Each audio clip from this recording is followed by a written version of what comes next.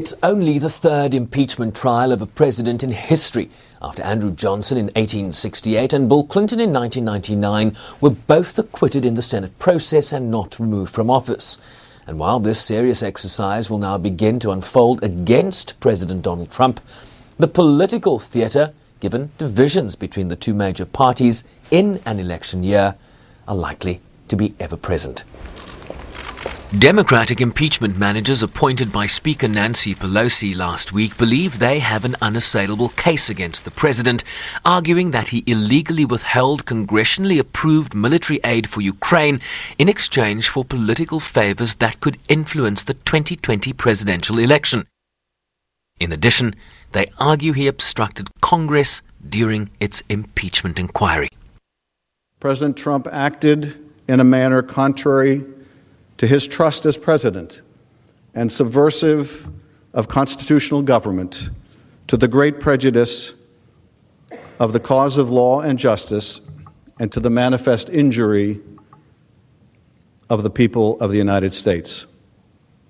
Wherefore, President Trump, by such conduct, has demonstrated that he will remain a threat to the Constitution if allowed to remain in office, and has acted in a manner grossly incompatible with self-governance and the rule of law. The trial will also showcase the president's direct defense of the charges for the first time, with criminal lawyer Alan Dershowitz, better known for defending O.J. Simpson and Mike Tyson, along with White House counsel Pat Cipollone, among others, expected to argue that the president's actions are not impeachable offenses. I can only tell you this thing is a big hoax. It's a big hoax. We call it, this is the current hoax. We've gone through the Russian witch hunt. We've gone through a lot of them, from probably before I came down the escalator, but certainly since I came down the escalator. You take a look at what's happened. With the release of new incriminating documents that point to the president's direct knowledge of a pressure campaign for Ukraine to launch an investigation into former Vice President Joe Biden and his son, Senate Democrats are calling for witness testimony and White House documents in trial, short of which accusing Republicans of a cover-up. We have asked for 4 fact-based witnesses and 3 specific sets of relevant documents. The witnesses are not Democrats. They are the president's men, his top advisors, who he appointed. The documents are not Democratic documents. They are just documents, period. Every Senate impeachment trial in our history, all 15 that were brought to completion, featured witnesses. Every single one. But the Senate Majority Leader has held the rules resolution for trial close to his chest. Well, I think we'll be dealing with the witness issue at the appropriate time into the trial.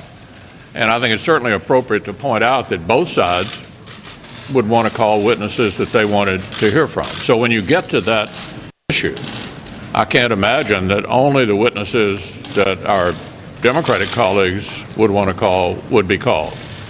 The president has suggested that you should just move to dismiss. You clearly want to get this over sooner rather than later. Why not push to try and dismiss? Yeah, there is little or no sentiment in the Republican conference for a motion to dismiss. Our members feel that we have an obligation to listen to the arguments, and we've laid out in this resolution an opportunity for everybody to sit there. In terms of the rules of impeachment trials, the Chief Justice of the United States, John Roberts, will preside, while all 100 senators must be seated, precluded from saying a word. While impeachment managers and the president's defense team make arguments for and against his removal, senators act as jurors, unable to speak, according to a proclamation that all persons are commanded to keep silent on pain of imprisonment. Clearly, a penalty of jail time for breaking the rules of no talking. Senators, though, can submit questions and objections through the Chief Justice, but talk they shall not. Sherwin Bryce-Pease, SABC News, New York.